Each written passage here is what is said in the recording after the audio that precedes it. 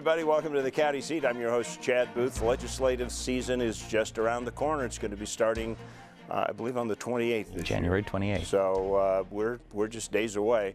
And we decided that, as we typically do, it would be good to kind of get a preview of what kind of impact the counties are going to see in the legislative morass, the stew that is cooked up there and the sausage that is made. Joining us for our conversation today, Adam Trupp, CEO of the Utah Association of Counties, and Lincoln Shurtz, who is the government affairs guru for the Utah Association of Counties. We'll take guru today. You should, because it doesn't matter what topic I ever talk about. Lincoln already knows everything about it. I don't know about that. I don't know how you pack all that stuff in your brain. Well, thanks, Chad. So, if you had to pick one topic that was going to be the toy hauler of this junket, what would it be? I think the big issue every year is going to be the budget. Obviously, as in a 45-day session, in addition to the 1,000 pieces of legislation they're going to debate, they're going to balance a $19 billion budget this year, which is a significant increase over the previous year. And to give you some perspective, over the last 10 years, we've almost doubled the size of the Utah state budget. So 10 years ago, we were looking at about a $10 billion budget, and this year we're coming in at about $19 billion. So lots of money to be spent, lots of priorities, and as you can imagine, there's always more spending requests than there is money. Regardless of how much we have, there's always more spending requests, so we'll be debating that pretty heavily. So none of this talk about well, maybe we're collecting too much tax has dropped on the ears of the legislature? Oh, certainly. I mean, I think you look at the governor and his budget, he had a couple $100 million tax reduction included in his budget, while he was also funding significant programs, pretty big increase in education funding, also threw a bunch of money at clean air initiatives, about $100 million going to clean air, and then a substantial amount going into infrastructure funding as well. So even with those additional spending items in the governor's budget, he's still suggesting a couple $100 million budget reduction in terms of tax cuts that would come to Utah residents. How does that trickle down to counties and county government? Quite a few ways, actually. There are partnerships that counties have with the state where activities and responsibilities have been delegated to counties, and those cost counties money. And a lot of what we try to do as we go into the session is prioritize what we're asking for on behalf of our membership and see what we can do to improve the funding for certain areas that we have responsibility for. Jail funding is one big one that happens frequently. We have behavioral health, mental health, substance abuse funding that we try to add to, and now we have some courts-related, criminal justice-related issues too. So I hear you talk about this huge budget, the governor talking about making rollbacks, and yet I hear you talking about some of the very things that for 9 years we've been talking about: inadequate reimbursement in jails, not enough help for mental health in regards to criminal justice, issues over roads. So the problems still continue, but the coffer rises. How do you explain that? Well, and again, I think there is color to the money, right? Counties have a separate budget than does the state, and the state is balancing its budget and partnering with the counties. But just because the state is flush doesn't necessarily mean the counties, or the cities for that matter, are flush. We have very different revenue sources that we rely on in order to fund our respective budgets. And one thing that you'll notice in the state of Utah, where we're seeing immense amount of growth, is in income tax, because we have unemployment rates hovering around 3%, which is unprecedented lows. And so you're seeing this huge influx of income tax. Guess what? Cities and counties don't get any income tax. That all goes to schools and to fund higher education and K through 12 education. So again, it's the mix of the dollars and how those come in, and recognizing that where we're seeing growth, counties and cities aren't necessarily participating in that. I think as we look at that too, one of the issues is to recognize as state population grows, as we develop in different areas, there are needs that expand. So it's not we don't have the ability to stay still when we're in a situation where we're having the kind of growth we have and the kind of development we're having. One of the fascinating things, the Kim Gardner Institute, which is affiliated with the University of Utah, just did a recent study. Again, we're seeing this unprecedented growth in the state. There are 11 counties that are actually experiencing one of the most significant recessions at the same time in which in the state, in the aggregate, is seeing some of the most unprecedented growth. And the reason is we have many of our counties that are relying on natural resource extraction.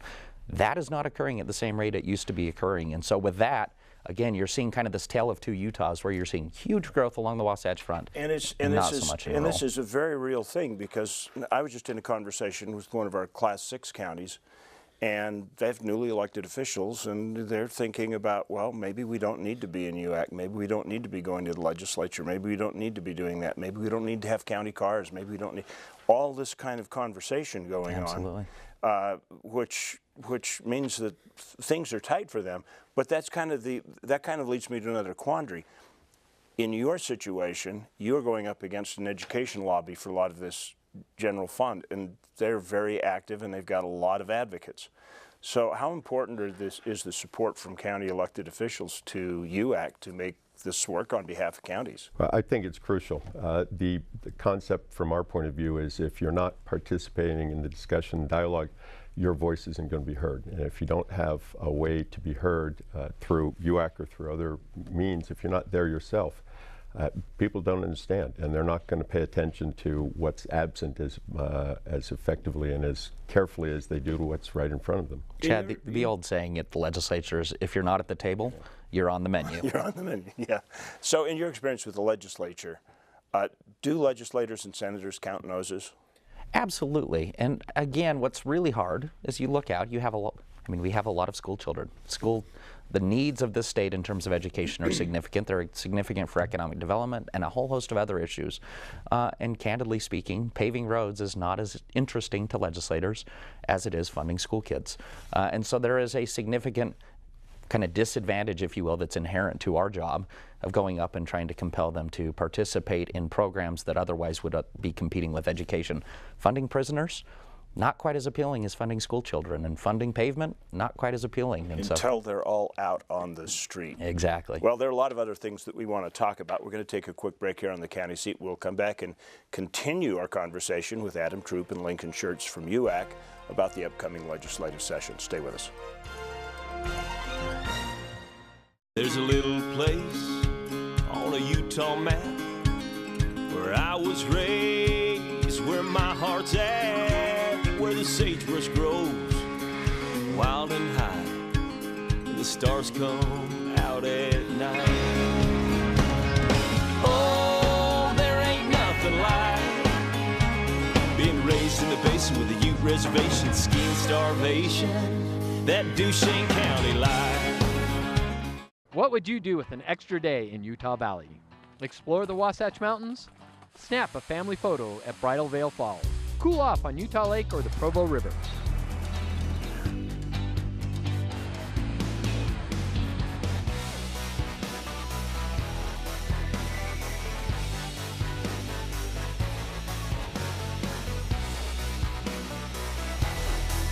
No matter what you're searching for, you can find it in Utah Valley. Bring everyone together. Beautiful scene, isn't it? The great wide spaces of the wild, wild west. Hi, I'm Chad Booth, host of At Your Leisure. I'm asking you to support the Blue Ribbon Coalition. Their efforts responsibly preserve access to our public lands. If it were not for the Blue Ribbon Coalition and their efforts, you may not have access to millions of acres of land across the West. This is America's playground, and if we don't do anything, we are going to lose it. Join, participate, and donate. All local products have a story of magical places, real people, and delicious recipes spanning generations.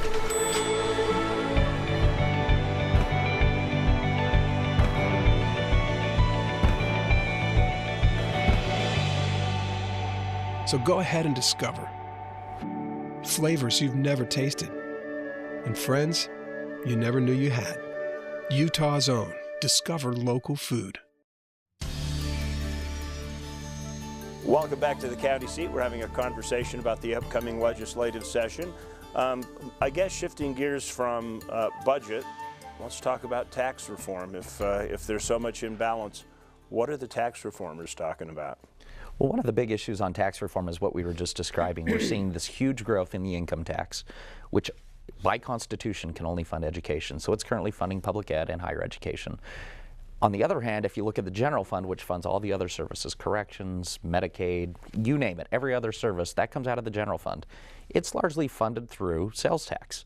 And what we're seeing is a decline in sales tax, or a slowing of the growth is a better way of putting it, in sales tax, where you're seeing unprecedented growth in the income tax. But because constitutionally we bifurcated the budget, all these other programs are suffering whereas education funding is growing at a rate higher than the rest of the general fund. What that means to the budget guys is somehow we have to rebalance the structure to make sure that we're seeing growth that's going to keep up with demand and population growth in the state. The way in which you do that, and the way we've been doing it in the past, is increasing the rate on sales tax. But what we're really seeing is a shrinking of the base. People are buying less stuff and buying more services. In the state of Utah, we don't tax services, we tax stuff.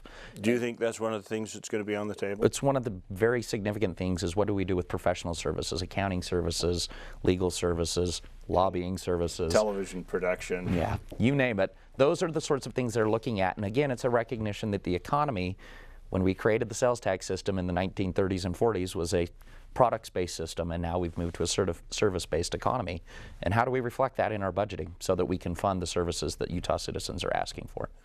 So a question I think is going to hit somebody at home is, well, if our population is growing so much, how come our sales tax isn't growing at the same rate? Because it should be, shouldn't it? Yeah, the sales tax is growing. It's just not growing as fast as it used to grow, and it's not keeping up with the demands. The cost of governmental services is outpacing the growth in the sales tax that's being brought on by population. One thing that will possibly change that, if you've noticed your tax bill lately when you buy something online, you're now paying sales tax on those online purchases, which is relatively new based on a Supreme Court decision that came out last year. The hope is that will capture at least some of the tax revenue that was escaping the state by people not submitting their use tax when they filed their taxes at the end of the year. Yeah, who's guilty in this room of that? I know you've done that. Thank you, Chad. We appreciate you submitting at the end of the year. So, what else do we want to look at here? Well, in terms of county issues and city issues on tax reform, one of the other things they're looking at is, you know, we're seeing huge increases in real estate costs and trying to figure out how the development patterns that we've traditionally had in the past are changing and need to change to accommodate the growth we expect. And one of the things they're looking at there is changing the sales tax distribution formula. So right now the distribution of sales tax is based on where you buy the product, which means cities and counties and local governments were planning on bringing in big box retailers to attract that sales tax revenue that would come in based on where you bought a product.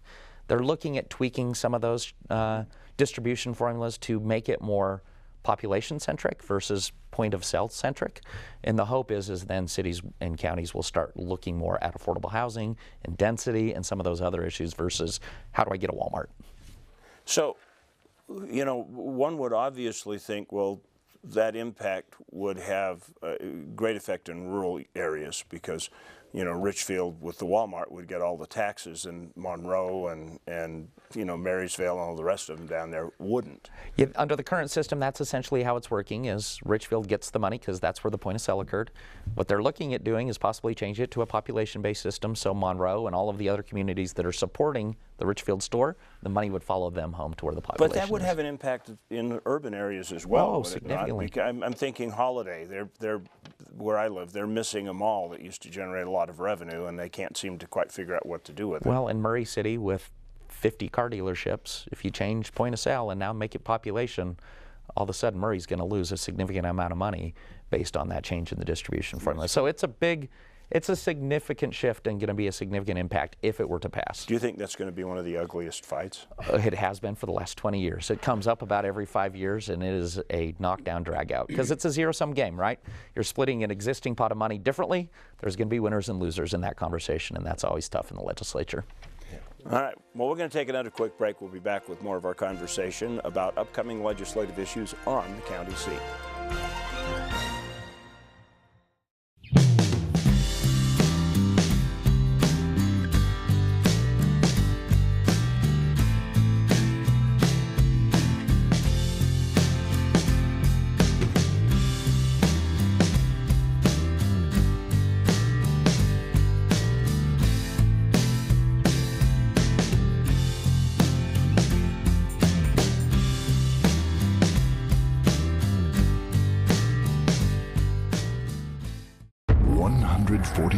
Years in the making, dinosaurs once roamed this land.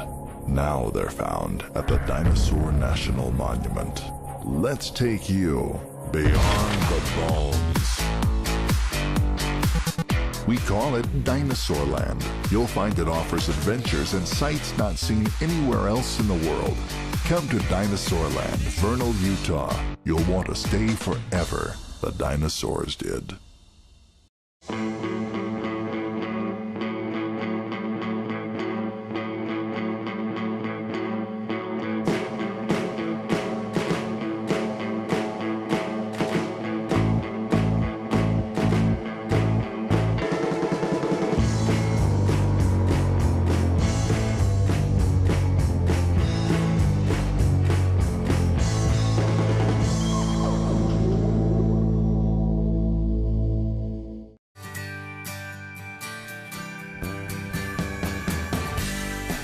Lake is rich in friendships and color this fall. Explore countless miles in some of Rich County's best off-road trails. Whether you enjoy the pace fast or slow, there will be plenty for you to explore. Vibrant reds and yellows await you in this magnificent landscape. Come spend some time with us this fall exploring our trails. Rich County. Welcome back to the county seat. We're talking with Adam Trupp and Lincoln Shurtz, some of our county seat regulars here, about the upcoming legislative session. Always an exciting time. I got to tell you a little story. Occasionally I ask for rating information about this show, and Channel 4 looks and gives me these summaries, and the guy that brought me the information last year said, "What the heck were you guys doing in January and February, first part of March? Because your audience almost doubled." And Does it really? And I went, That's great. It's the legislature, because everybody wants to know what's going on. So let's talk about infrastructure. That's kind of a big national trend. We're talking about all the bridges that were supposed to be fixed, 3 terms ago, and when we were in our recession, and we're still have bad bridges and things like that. How is Utah doing in the infrastructure game? Well, I mean, if there is one theme of this legislative session, I think it's going to be growth. And everything related to growth is getting attention to the legislature. So whether it's what we talked about last time, which is affordable housing and the change of the economy, clearly growth related. The next is infrastructure. We still, regardless of what we put forward in terms of new revenue sources for infrastructure, and I'm talking transportation, we still have about a $7 billion shortfall in funding for capacity projects. That doesn't even include maintenance and operation of the existing facilities. That's just the shortfall of what we anticipate on the capacity side. $7 billion is half of the state's budget this year. So again, you can see we're facing a pretty big hurdle. The almost more significant hurdle is water. We live in the desert, second most arid state in the nation, and we haven't built a new water project since the Conservation Corps in the 1930s projects. So when you look at our dams and infrastructure, it's very old, needs a lot of maintenance, and we have this huge population influx that wants more water. And so what are we going to do with the Bear River Pipeline? What are we going to do with the St. George Pipeline? What are we going to do with these areas that are seeing expansive growth and literally no water? And so water conservation is a piece, but then also, again, it's about $6 or $7 billion on the water side as well, just in capacity projects and water development. Do you even think in the environmental world that we live in now that we could even get a reservoir project passed and done? It's possible. I think we have to, obviously, but the real issue in that too is the length of time that it takes to get through the process from planning and approval of the idea to move forward, funding approval, and then through to the completion. It's a years-long project, and yet if we're not making moves forward now, we've got a problem. We have a definite problem that we can't solve quickly. It just staggers my mind that one of the first episodes we did in our very first season was about the Lake Powell pipeline, and it doesn't seem like it's any further along than it was. And it's, as with anything, money makes things become real. I think once we start allocating money to these projects, then they become more real, and you start going through the NEPA environmental process to get something approved. A lot of people want to turn to conservation. Conservation is important, and it's got to be part of the conversation. But keep in mind, of the state use, there's about 7% of the state water right now is being used in what's called municipal and industrial, which means the water we use at our homes, to water our lawns and to, take care of our families. So if you did a 25% reduction in use, you're actually only moving the water needle about 1 or 2% on total use in the state of Utah. So one of the big conversations that's going to be taking place as well is what do we do with the agricultural use? And what do we do with some of the laws that encourage, candidly, the wasting of water in order to maintain your water rights? And so there's going to be a very broad conversation about water, but certainly a part of that's going to be the development of new water projects and the maintenance of our existing water projects that certainly are in need of significant reinvestment based on their just life cycle. Do you see Utah becoming a non-agricultural state? I mean, it's like the second largest economy sector that we have, I think, if I remember correctly. It's ahead of tourism.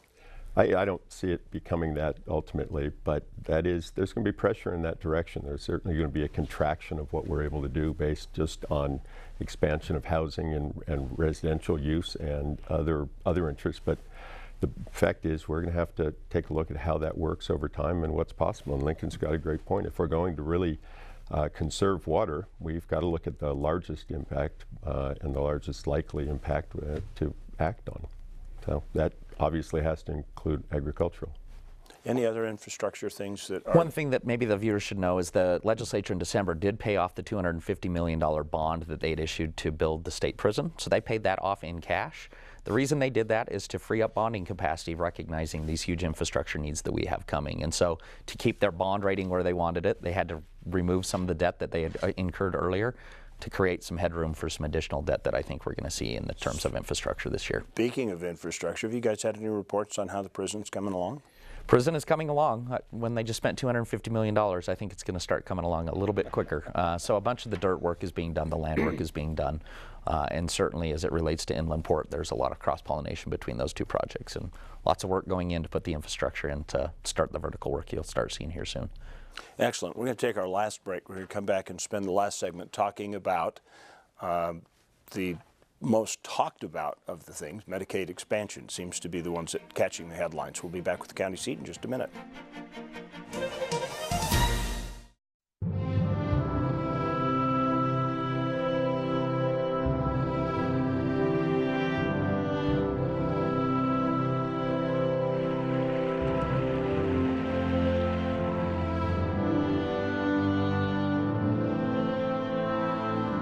In a place that is beyond words, there is nothing to be said, except take your time in Bryce Canyon country.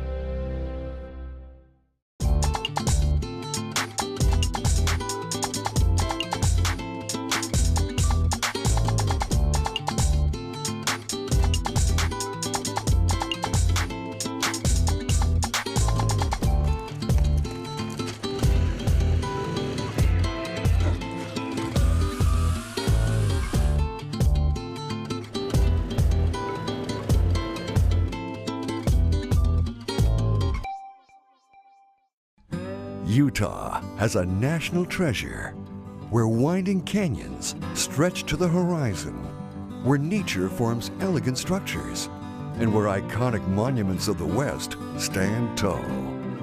Visitors around the world come to get a glimpse of southern Utah's legendary landscape and landmarks. Join them and explore San Juan County, Utah's Canyon Country. Welcome back to the county seat. We're having our pre-legislative powwow here so that we can kind of get an idea of what issues you should be watching out for, no matter where you live in the state. We have seen a phenomenon that used to only be in California, and that was initiatives. I mean, 15, 20 years ago, I never heard of initiatives here. It just very seldom happened.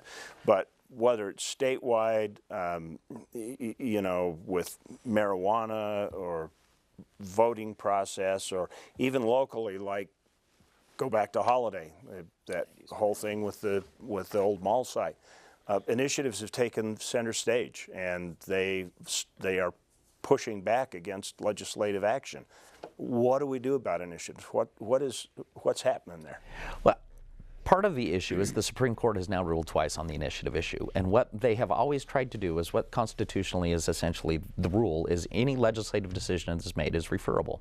An administrative decision, so administering the law is not referable, but legislative decisions are. The Supreme Court in its recent two rulings has expanded the definition of what's included in a legislative decision. And so now you're seeing decisions that we traditionally have thought were administrative in nature being reclassified as legislative in nature, which means they're referable. On the local side, mostly you're seeing it in land use, and again, that's a factor of growth. People are seeing people come into their communities in droves, much more dense housing, a lot more apartments and condos, and it's changing the characteristics of neighborhoods, and so citizens are getting anxious about that. Probably the biggest thing that's changed on the statewide stage is signature gathering and professional signature gathering. So it's very high hurdle to get over the bar in terms of getting an initiative on the ballot on a statewide basis. But with professional signature gatherers, you're starting to see that trend changing. This last year we had 4 initiatives. Medical marijuana, we had Medicaid expansion, we had some voter rights issues, and then some tax issues as well. And so you're starting to see that things are changing in terms of initiative. You could argue on one hand that it's a response to the legislature not listening to the will of the people. On the other hand, you could say it's just more of a process-based issue whereby it's easier to get things on the ballot than it is to go to the legislature. I guess the question that I always wrestle with on this, and I'll be very brief about it, is that if initiatives take over and everything's settled by initiative, then we've become Rome in a democracy, and we are no longer a representative republic. What are your thoughts on that? I'm a lobbyist at the legislature, so I love the legislative process, and I think that's the place in which we should have these fights. That's how it was intended to occur, as a republic, not a direct democracy. However, kind of the pushback I'll give on the other side is, if you look at the legislature, and the Utah legislature in particular, they had 4 shots at Medicaid expansion, and they passed. So what did the voters do? Put it on the ballot. They had 4 shots at medical marijuana. They passed. So what did the voters do? They put it on the ballot. I think there is at least some argument that can be made that legislature, we're giving you a shot, but if you're not going to listen to the will of the people, there is a process by which we can go around you. And it is clear, at least in this year, that the voting public thought it was time to go around the legislature who had passed. And really this is an issue of balance, right? How many initiatives, how easy is it to get an initiative on the ballot, and how easy is it to get it passed?